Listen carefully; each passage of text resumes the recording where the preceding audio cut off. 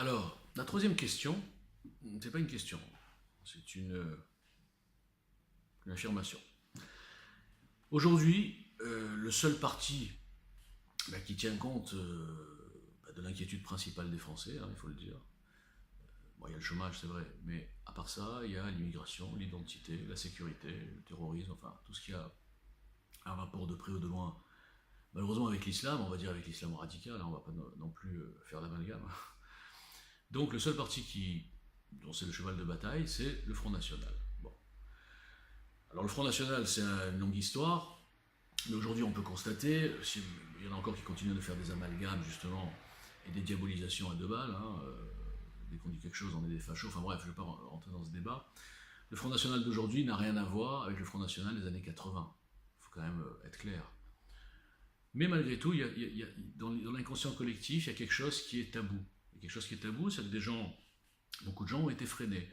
C'est-à-dire que là, au deuxième tour, quand on analyse la situation et le contexte, on avait un président insipide, normal, qui ne se représente même pas.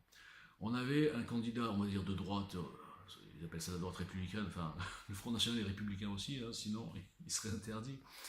Donc on avait la droite, bon, les républicains, avec Fillon, ils ont réussi à le casser. Bon. Ce qu'il a fait, ça a été exagéré pour en faire un frein inéluctable, mais bon, c'était pas non plus extraordinaire, hein, soyons sérieux, c'était pas... Bon, donc ils ont réussi à le casser. On a après, bon, Listéro, Mélenchon, on sait très bien qu'il n'avait aucune chance.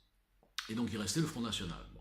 Dans ce contexte-là, et oui, et puis le candidat, le nouveau, là, il a parachuté, on en a déjà parlé.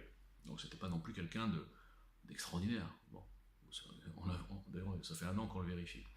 Donc dans ces conditions, le Front National, s'il n'y avait pas un frein définitif, il aurait dû gagner, le Front National.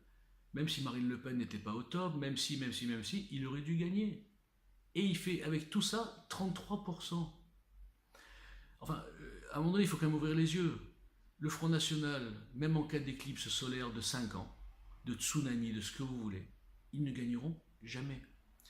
Et le problème, c'est que tous nos espoirs, on va dire, si j'ose dire, d'identité, de bon, ce que j'ai dit tout à l'heure, on est beaucoup à avoir ça, à dire maintenant il y en a marre, le laxisme de l'État, enfin bref, je ne vais pas faire un programme là, je vais juste dire que tous nos espoirs, si on les met dans le Front National, c'est un peu ce que je disais dans la fameuse union des droites hypothétique, on va encore se retrouver avec Macron ou quelqu'un qui mettront à la place, hein, on sait bien que sa remplaçante est déjà prévue apparemment. Bref, dans un programme qui ne nous ressemble pas, voilà, qui n'a rien à voir.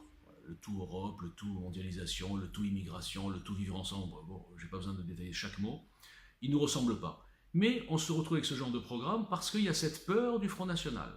Et cette peur, malheureusement, elle ne disparaîtra pas. Donc j'ai rien contre le Front National.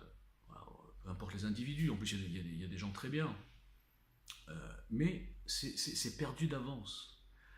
L'union des droits, j'en ai déjà parlé, c'est perdu d'avance, donc c'est encore quelque chose de dangereux tout ça. Donc la question est très simple, est-ce que vous pensez vraiment que le Front National a une chance de gagner un jour? Voilà, la question est super simple. Moi je vous dis, enfin moi, non. Greffier, non.